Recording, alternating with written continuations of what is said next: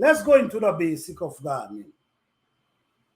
I always mention, as as a gardener, and want to be a successful gardener, I believe that everyone should start preparing their garden the year before, which is the fall.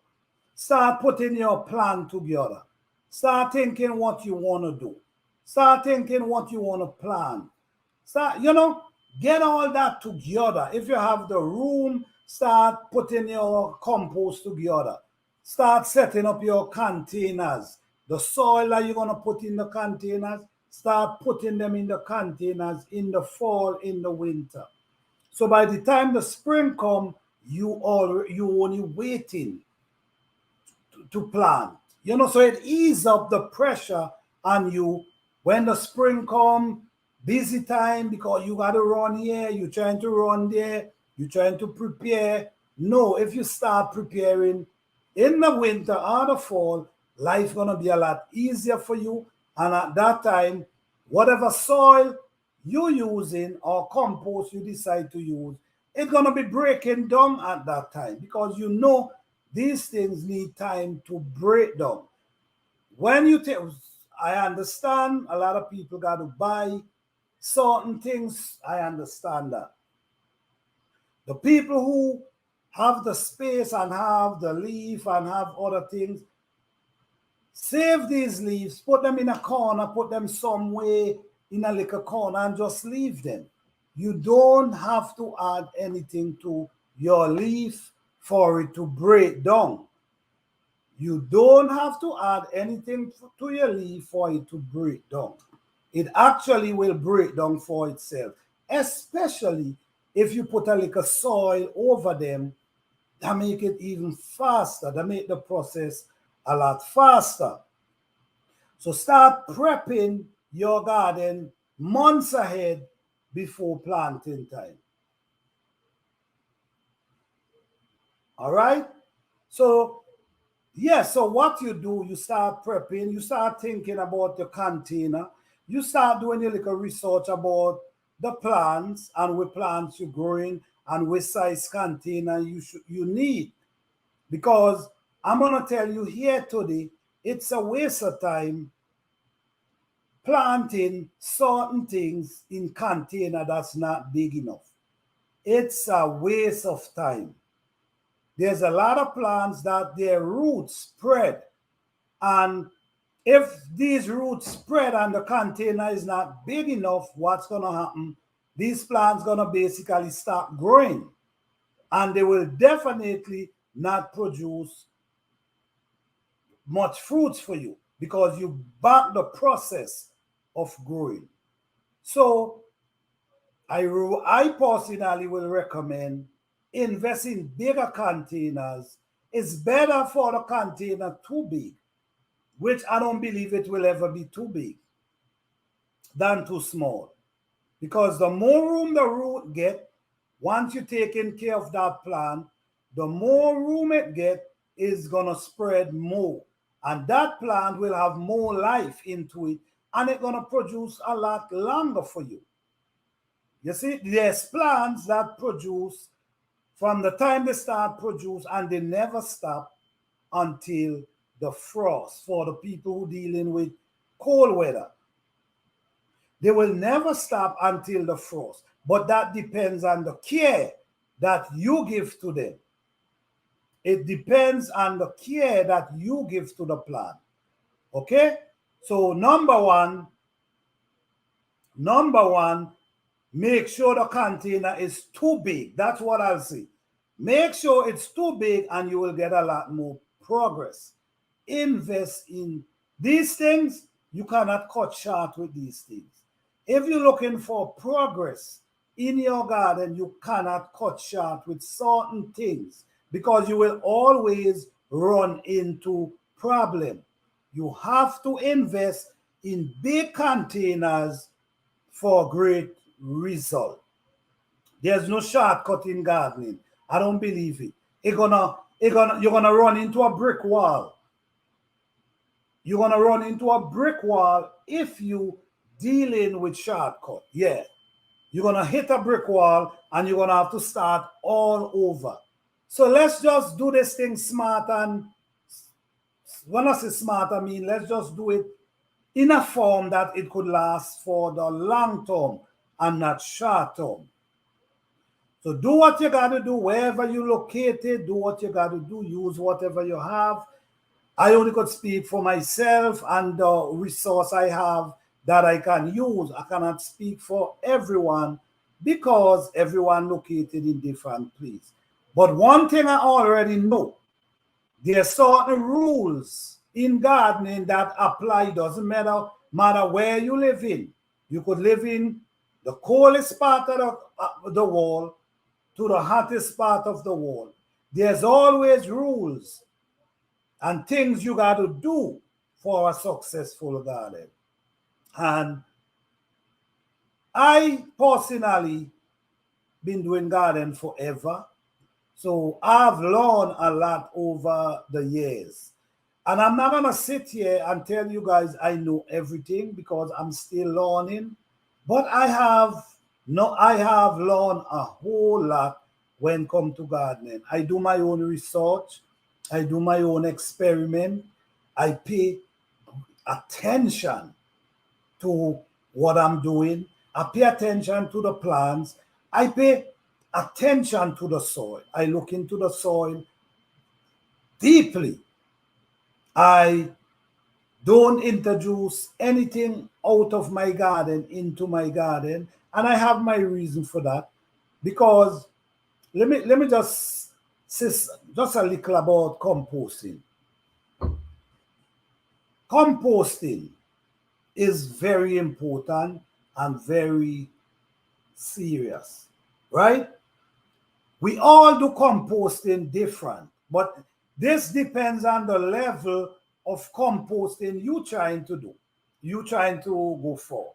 You could just go for a regular composting where you do whatever you feel like. But when you're doing things for the long term and trying to grow healthy organic food, you got to look into everything, which is the basic of where you start from. So your composting is very serious, all right? Now, people add meat, people add fish, people add whatever. Not knocking anyone for what they add. You do what you feel like doing. Maybe sometimes if you see something different, maybe you might choose to. But I'm not here to tell you not what to do and what not to do. I'm just sharing my experience in gardening, right? Hey, thank you guys for coming in. I'll get in the chat in a minute, all right? Appreciate you guys. Yes, so composting. I take composting very serious.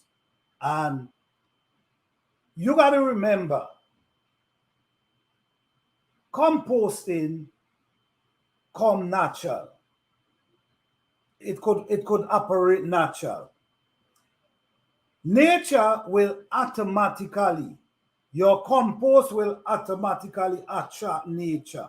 And what they're gonna do, it's gonna attract bugs. There's a lot of bugs and insects that only feed on organic matter. That's all they feed from. Only organic matter. So the leaf, the rotten wood chichon, the grass clipping, that's exactly what they love. Earthworms, organic matter. These are the things that they love to feed from. So you create that area with only organic matter, the leaf and these things. They love that. That will draw them to your compost. And they will break that down, break that down, break that down, till you can't believe how fast they break it down. Now, sometimes we take the meat, for instance, meat. I personally will not put meat in my compost for nothing. I personally will not do that because meat create a certain thing in your compost and the oil. You see, where oil do,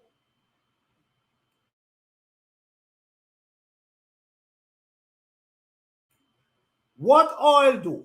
Oil spread. And the meat, the oil from the meat kind of block the airflow, because in your compost pile, you also do need an airflow.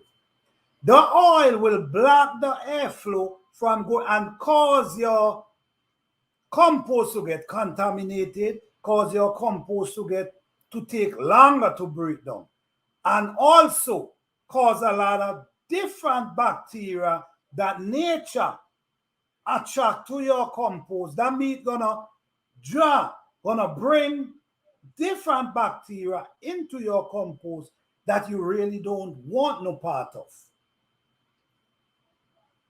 This is why a lot of times we in our garden and we notice a lot of our plants have yellow leaf.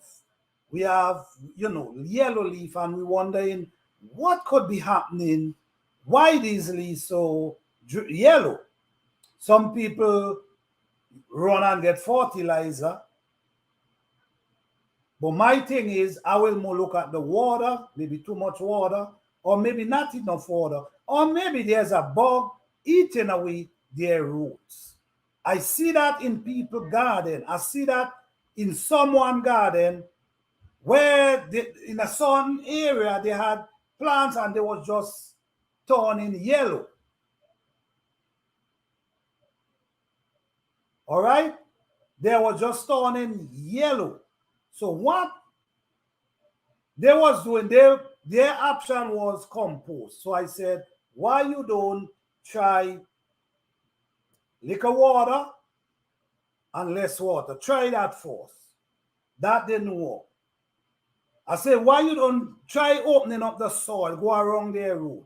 And what he finds some insect, parasite, eating the roots of his plants. Okay?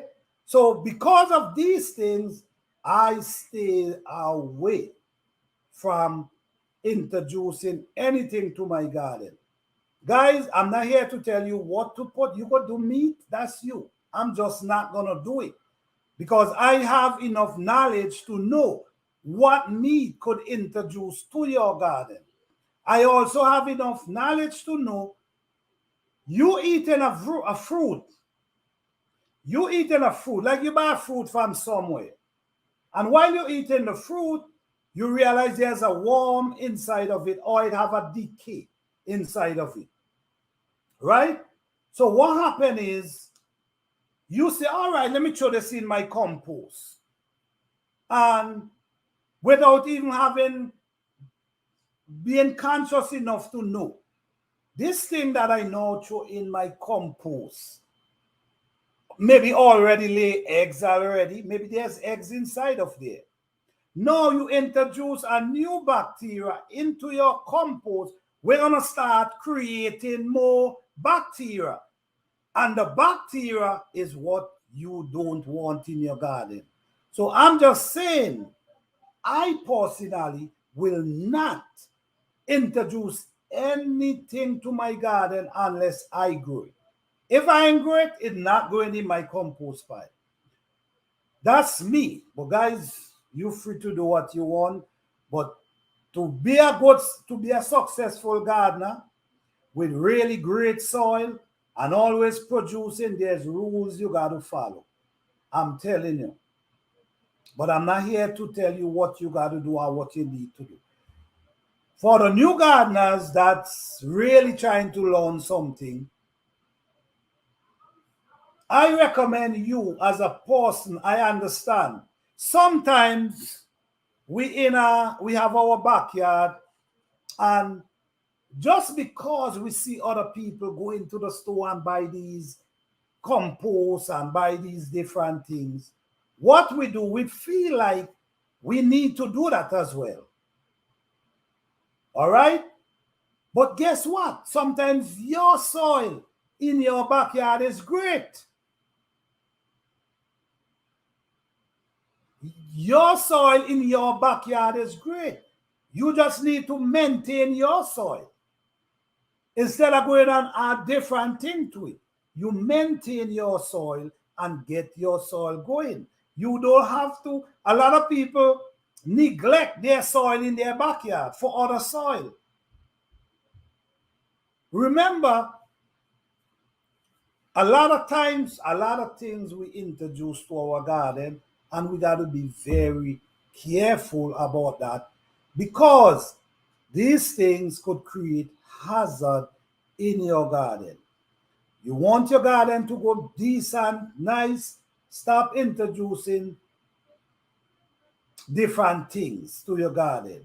Nature does not need meat to break down your soil. Nature don't need meat to break down your soil. Nature does not need fish to break down your soil. Absolutely not. I'm a full proof of these things. Full proof here. You don't need anything in your compost pile. Yes, if you have natural product that you want to add, fine. That's cool. Okay?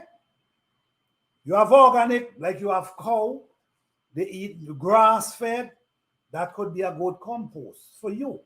Chicken that eat organic food, that could be a good compost as well. Rabbit, organic food, grass and these stuff, that could be a good compost for you as well. But for me, I don't use anything because I don't see the need for me to use them. But for the gardeners out there and the new gardeners, I would not discredit